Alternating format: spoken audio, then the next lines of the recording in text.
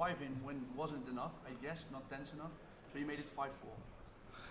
Yeah, in fairness, I went 4-1 up. I thought the sixth set I was a little bit better, but I went flat and a little bit lethargic. But no excuses. That shouldn't have happened, and it was saying what did, and I held my nerves on the 80 finishes at the end, and sort of that finishing under the pressure sort of won me that. So I felt I was lucky, in fairness, because Dimitri played brilliant. Were you thinking 4-1? This is my game now. I expected 4-1 to be 5-1 and walk off. Not gonna lie, you come out and you think yourself, just get it done. Today wasn't the case. I made life hard for myself, but at the same time, Dimitri, he made life hard for me too. He played really, really, really well. Yeah, Dimitri came back, and then the crowd was on his side. How difficult was it to beat that? Something what I'd not really experienced before. So at the same time, it's something, if you want to win, you've got to try and deal with. And, like I said, maybe I don't think the crowd really affected me as much. It was just me the way I felt, so wasn't good enough. At the end, they were cheering at you, against, not against you, so they are happy they drink a lot of beers. Everything, and 4-1 up, and everyone loves an underdog story, so why not? It's brilliant. It really is. You notice with the crowd, someone can go a bit further. I had it at the UK this year when I played Adrian Lewis, and I lost 3 or 4 legs straight, and I think I was two legs away from the match. And then the crowd just loved the underdog story when they're behind and they start to claw it back. And what they want is entertainment, and you can't blame them. They pay money, they come here, they deserve to enjoy. Now the semi-finals, Raymond van Barneveld or Michael van Gerwen. What do you prefer, or doesn't it even matter? Doesn't matter. I've got to make sure I'm right for tomorrow. I just think today wasn't what I wanted it to be. Don't get me wrong, I'm grateful to get over the line, but tomorrow will be better, definitely. Rob, you've seen the matches of Van Barneveld and Van Gerwen so far. What do you think about their performances? They all been consistent. They all played brilliant. I think today, average-wise, was my worst game what I've had here. At the same time, darts is very much on the day. So whatever game comes tomorrow, for Michael or Barney or for me, that'll determine it. It's all going to be on that night and what you do. So it's irrelevant, really. Van Gerwen looked a bit shaky against Price. Yeah, I sort of caught glimpses of the game. In fairness, he does what he normally does. He got over that and he won, and he was sort of decisive. In fairness, I don't know which way that game's going to go tonight. Obviously, Barney's playing excellent, Michael's playing excellent. It's going to come down to who's best on timing, really, of putting 180s in, taking big finishes out and clawing themselves forward. At the same time, I won't watch it, so I'm going to probably just get a nice rest tonight, get myself prepped for tomorrow. And you can't worry about anyone else, because it's always about yourself and how you feel. Van Barneveld called you potentially the next Phil Taylor. What do you think about that? I think it's fantastic. Obviously, I think Taylor's mentioned me too, with Barney. That's incredible. That's incredible. At the same time, you've still got to keep producing to sort of try and live up to these things, and it's something what you try not to take in, because I think it adds pressure and all. So maybe like something he does to put more pressure on you? No, it wouldn't have been done on purpose. I thought it was great what he said, but at the same time, my feet have still got to touch the ground. I've still got to be myself, and at the end of the day, everyone what come to the World Championship, 64 players, they all want to win, and there's nothing wrong with that. So I've got to think about myself and make sure I want to win. Thank you. Rob, how much does a game like that take it out of you? Obviously a lot, because I don't feel right now. No, it was, like I said, it was weird, the game, because it was 4-1 in front. I felt I was cruising, and then all of a sudden he hit me hard. But fair play to Dimitri in that way. They're not there's not a lot left there. Maybe a bit more rest and stuff, and make sure I'm right for tomorrow. And I can't answer that. It happens. So not too much practice tonight.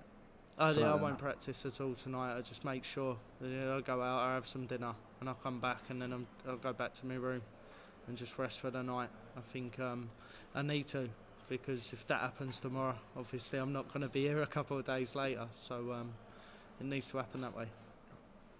Hi Rob, congrats for the sportsman. Thank you. What were you doing watching the Worlds this time last year? So I was watching at home. So and it's nice because Christmas was weird this year for me. Obviously not being able to switch off, and the kids made it for me though. Seeing their face in the morning was brilliant. So like last year, you get to enjoy Christmas. You get to sort of. It's different. It's more of a relaxed atmosphere, I suppose. It's just weird this year, really. And did you think this time last year that you'd be in a semi-final? Obviously, I don't think anyone could predict the way my whole year's gone. So, no, definitely not. And we've got some legends still to play tonight. Is there any one of them that you sort of looked up to and followed their game? Phil Taylor, just his dominance, just the way he is as a person and as a man, brilliant. That drive, money can't buy that. It's either in you or it's not, and that's determined why he is the greatest sportsman that's ever lived in my eyes. Thank you. Rob, are you proud of yourself that you've managed to come through two terrific matches in this tournament, this one against Michael Smith on top, or are you cross with yourself that you put yourself through two such tight games? We're always happy to win, I think, anyone. I think, don't get me wrong, today I'm probably angry with myself, in fairness. The Michael Smith game, it hit me hard throughout, and so did Dimitri today. So you can't take anything away from what they've hit you with. On my own performance, maybe I expected to be better today, and I was in a commanding lead, but just wasn't sort of bright enough to sort of close it out earlier. I think if I closed that out earlier, I would have been a little bit happier. But Dimitri, fair play to him. So we'll see going forward. If you play like that against Barney or MVG, what will happen? And if you play your best against Barney or MVG, what will happen? If I play like that today, I lose, definitely. There's no thingy for that. I think with the experience of Barney and MVG, when they probably would have sensed I was a little bit flat today, and they would have jumped all over that. On the other hand, if I play my best, I think I win all day long. So they wouldn't come into it. We were singing before semi-finals decided. So just a word on Van Gerwen and a word on Barney. So if it is Van Gerwen, what does that mean? In Van Gerwen, I think I played him 9 or 10 times this year. I've won €1. In fairness, you get chances. You always get chances. If you take them and you're good enough to take them, whether it's that 116 check out or whether it's a couple of darts at a double what you get, if you get them chances, you've got to take them. There's no doubt. I think it's going to be a little bit different with the set play because there's more pivotal points earlier on every set, and you get back to 2-2 or whatever, you've got to put a big leg in. And it's going to be very much, whoever wins this Wells, their time is going to be the best without anyone. And So. Barney obviously sort of played 2 late night matches in a row.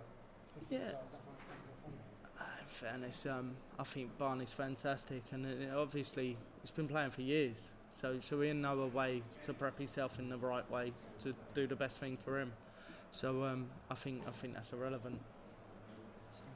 Rob, probably you've told it before, but why didn't we see you earlier? You're 27, it's not very old, but it's not very young to 27, be on yeah. this stage. So why didn't we see you when you were 25 or 23? And I had my little boy.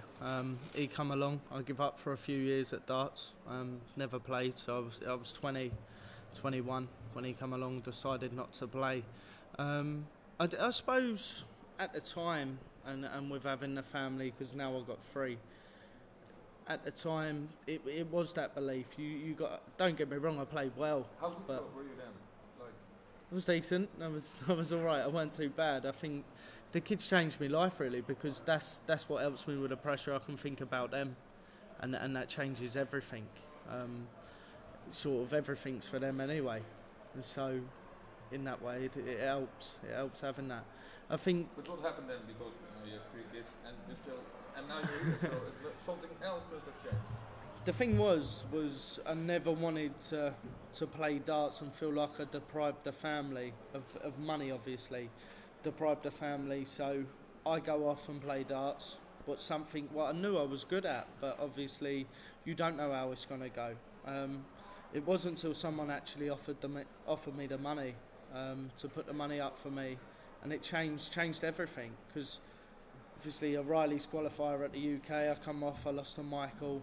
I believed in myself that I knew I could play better, and I didn't lose. I think I lost by 4 legs or whatever, so I knew there was better there. But at the same time, if that finance of someone offering me that money for sponsorship, I would never have deprived me kids. I wouldn't have been here today. And my uncle, because for yourself you would have thought it wasn't too big a risk to take. it's saying like that. I want to, obviously, when as a person and as a father, you want to give them the best. Yes. And me playing darts at the time, because you know you can throw a dart, but the question is, when you go up on that stage, can you do it under the pressure? There's a lot of questions, and just in that way, I probably didn't have that belief to pay the money myself and say, do you know what, I'm good enough. Until how much did you need to start off and to what about? Was it just for you? Probably 30 grand, say, max, or whatever, or 20 something, but it wouldn't have been far out. Yeah. But at the same time, why, for something at the time what was a hobby, why would you deprive your kids or whatever, or your missus, to go and play a sport which is only a maybe that you're going to be able to do? So no, I would have never have done that until obviously someone sponsors So we me. must So be thankful to yeah, that person then. definitely. Was it a private person or a company? It started off on the challenge tour. Like I said, after the UK, my head changed. That belief that I could be better than what I was at the time, everything changed. That was the pivotal point. What said, do you know what, I can do it. And obviously having Nevada now, I'm sponsored by Nevada and managed, so having them, they're brilliant for me. They do everything. I have an easy life, in fairness, in a way. The difference with them for what they give for me, if anything goes wrong at home, so whether it be the kids, they'd always be there for them too. So I think that's brilliant. I think it's not just me. They take the whole family, and if they wasn't great or something was going on, they'd help me deal with that too. So Do you I know owe a lot to them. Like, did you already know them No, personally? it's just via, this. via, Obviously, I think I signed in August last year. yeah. But to have that security of someone, if the little boy went well and I needed help with the hospital and they're quite far away, they'd always help me. So I think it gives you peace of mind, and I owe them a lot for that. I really appreciate it, really do.